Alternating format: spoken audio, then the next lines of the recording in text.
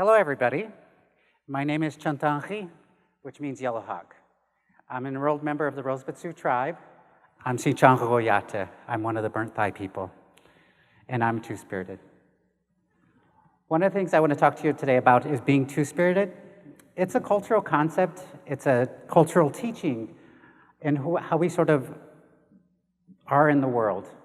Gay and lesbian folks in indigenous tribes have been celebrated for many, many centuries, long before America was created. And when America came along, I always tell folks, it's like, people were living here already, and so it's important to remember that there were thriving societies here long before America was created, and I'm one of them. Two-spiritedness. It's an embodiment of male and female identity. It's an indigenous concept. One of the things I do want to say is that it's a sacred space. We was one of our more famous two-spirit folks.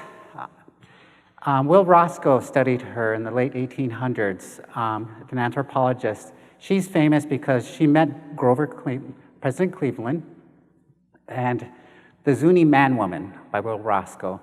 And they did not discover she was a man until later in her life.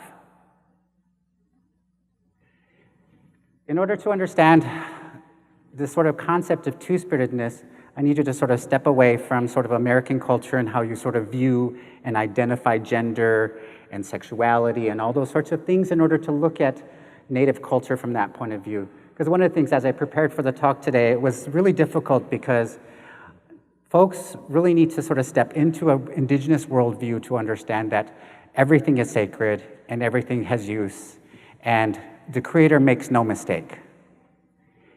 And from our tribal communities, of the 566 tribal communities in this country, most everybody has a two-spirited person. And in our languages, we actually have folks, in my language, I'm known as a winkte. I'm a third-gendered person. And one of the things for us, we're storytellers, we teach sacred ceremonies, we're the person that could go between men and women. So we're sort of the bridge builder. And a lot of our creation stories talk about two-spirited people coming to save the world. In 1990, a group of Native activists, gay and lesbian activists, coined the term two-spiritedness to sort of combat the idea that in anthropology we're known as badarch, which means male prostitute or slave. And so these are some images of two-spirited people that I know and love. And so one of the things for us is that reclamation process of identity, because we exist in multiple worlds in terms of the gay and lesbian community and within our Native communities. And I don't want you to sort of go away today sort of thinking that in Native culture that there's sort of, everybody has sort of accepted two-spirited people, because remember, we have been colonized and assimilated into America. And so some of those values that we were sort of taught are lost. And so right now, a lot of two-spirit people are actually reteaching those lessons. But if you meet traditional Native folks, they will tell you stories about us. So this is my story. So I left a reservation. I was born and raised on Rosebud Reservation in South Dakota.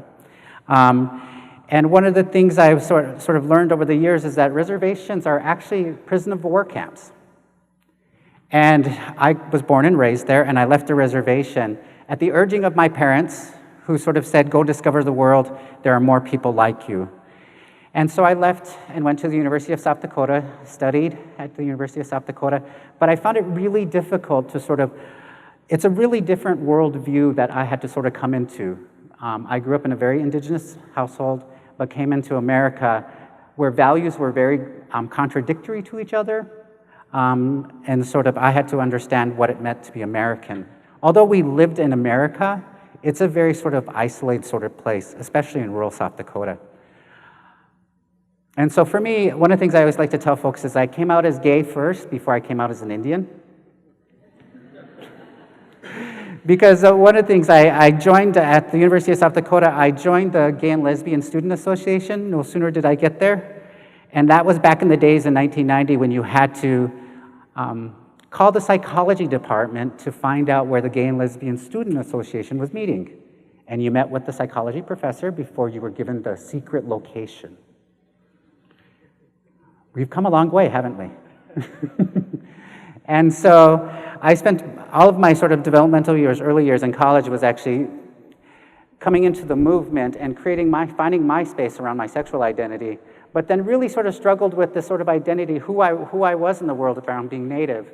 And so I had to sort of reconcile what it meant to be Native in this country. And one of the things I discovered over time was I inherited a lot of trauma from my parents. And unintentionally, they taught me to have pride about myself and to be who I am. But covertly, they also taught me shame. Not because they wanted to, but because that's what they were taught. From Catholic schools who really had this sort of policy that anything but Indian. And so that's what I inherited, and that was that voice I knew. And so in order for me to sort of reconnect with my cultural identity, I really had to help my family heal from that trauma that they experienced here in America. And it's still going on today. These are the women that actually, in my development, those are my grandmother up to the right, my mother on the left, and my aunt. Women that were really instrumental in my life. I was an effeminate kid who grew up around women and socialized around women. I didn't play with cars, I didn't do anything boy stuff. I was brought up in the circle of women. And it wasn't until I was an adult that I actually understood what it was to be around men, because they were just not in my nature to be around men. And so it was as an adult that I came to understand the world of men. And believe me, it's very different. Very, very different. For me, having left the University of South Dakota, coming here to the Twin Cities, I sort of came to sort of experience here in the Twin Cities, which is a really mecca for a lot of critical thinking and a lot of community activism, and found that space where two-spirited people existed.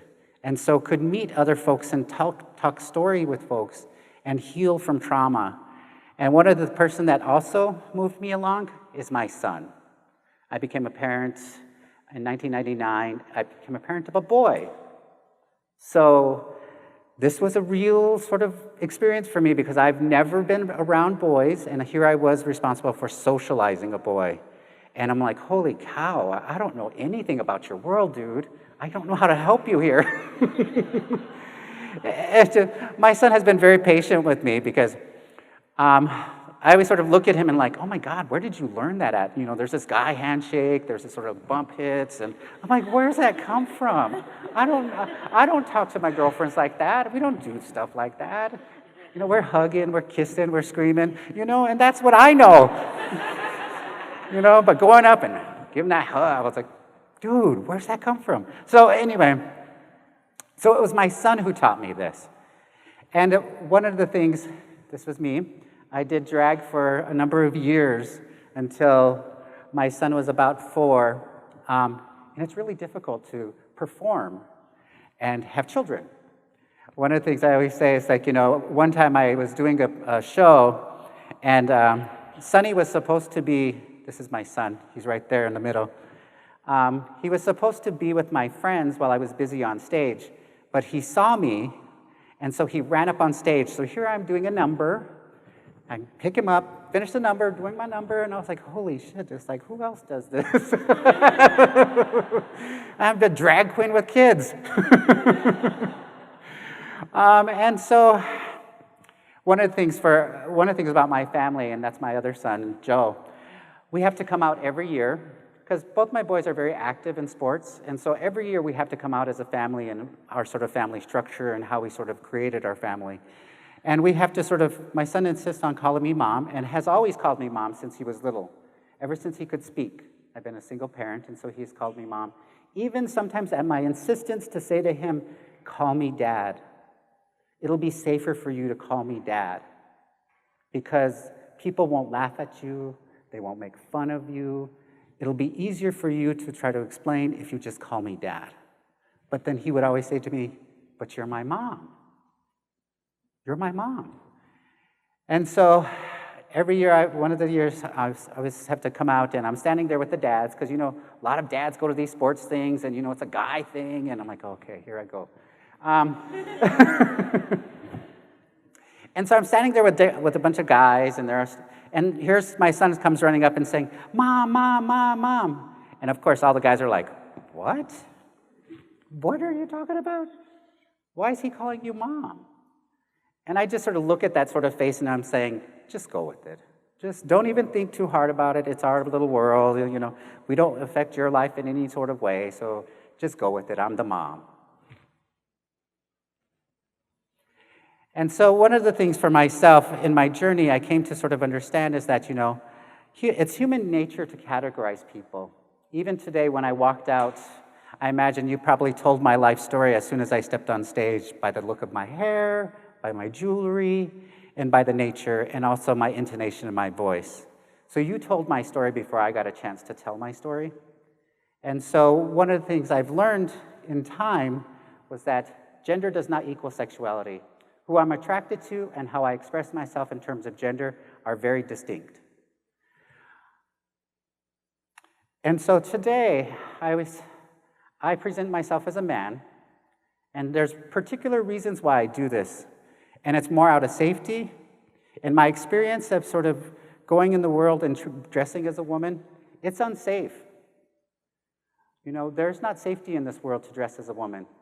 And there's a lot of sort of things that I sort of had to struggle with, and because one of the things, I had no personal space anymore. People could touch me, and that was not okay with me. Men sort of assumed that they could cross boundaries that were not okay with me. And I'm like, really? You would never do this with other males, but somehow because I'm dressing as a woman, it's okay for you to come on me like that? And one of the things too, in the transgender community, there's a lot of struggle within the transgender community. You talk about sexual assaults, you talk about poverty, you talk about domestic assaults. My experience in the transgender community is not unique. I had been sexually assaulted one night leaving the bar here in the cities, and I was going home, and one man who said to me, he commented to me earlier that night that I was pretty. And so I was walking home that night alone, which I had done before. It was not a big deal. And it was that man, the one who said I was pretty. And he had this right and claimed ownership of my body in ways that was not okay. And so to this day, I have sort of chosen to present myself in the world for my own safety and for the safety of my family, because I need my kids to be safe. This idea of two-spiritedness is an indigenous concept.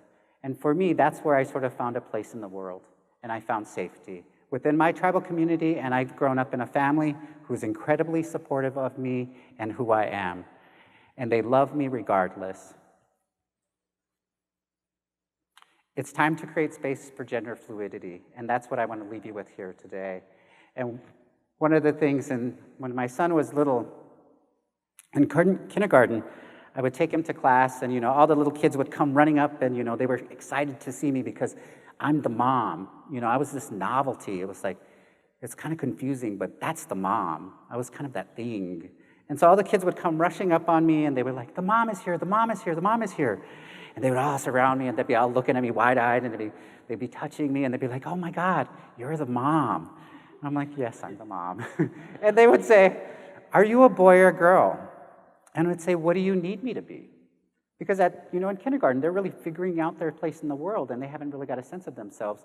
And so some would say a boy, I want you to be a boy, I want you to be a girl. And they would answer it, and I'm like, yeah, that's okay. Yeah, I'll be what you need me to be. And then one of the things I would say to them, I'm like, the world's a great big place, and there's lots of different kinds of people, and I'm one of them. Thank you.